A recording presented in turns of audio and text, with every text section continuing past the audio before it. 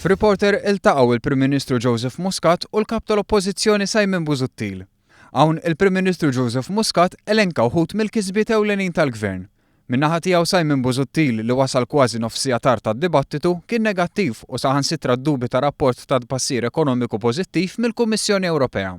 Għal ta' mistoqsijiet fejn intalab jiddikjara l-pożizzjoni tiegħu, il-kap tal-Oppożizzjoni minflok wieġeb dawar id-diskors fuq il-Prim Ministru Joseph Muscat u dak li jqis nuqqasijiet tal-Gvern.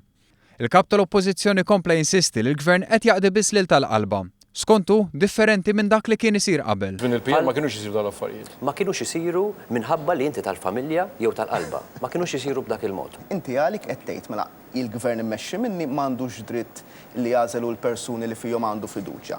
Il-Gvern ta' qabli kellu raġun u kellu dritt jagħti lilek u l-kumpanija tiegħek miljun u nofs konsulenza. Jekk ikun nazzjonalistu nżommu tajjeb, jekk ikun hemm laburist illi ndaħlu, hemmhekk hemm problema. Naħseb hemm kwistjoni ta' double standards min-naħa.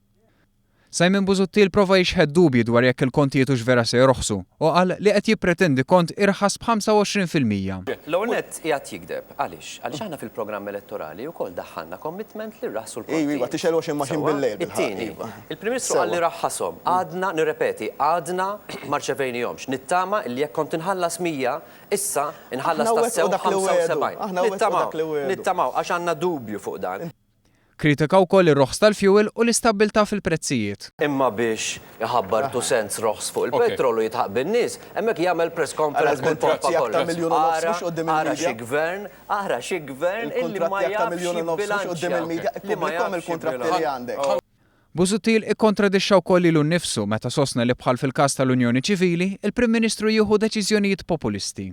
L-unika wieħed li jaffeġ fil-kwistjoni tas-civil unions kien il-kap tal-Oppożizzjoni li jaffeġġa mill-bidu sal-aħħar. Għadni ma nistax nifhem kif jgħid li jien għamilt xi ħaġa jew ħadd pożizzjoni biex nagwadanja l-voti meta inħanaq jagħmel 3 xhur jgħid li 80% tal-poplu huwa kontra s-civil unions u l-adozzjoni fis-civil unions. Kif tista' tigwadanja l-voti jekk hemm 80% tal-poplu kontra? Fl-istess waqt Simon Busuttil naqas milli ddikjara b'mod ċar il-pożizzjoni tiegħu dwar il-kaċċa u kwistjonijiet oħra. Bħalma għamel fil-każ tal-Unjoni Ċivili astjena u ma esprimix ħsibijietu.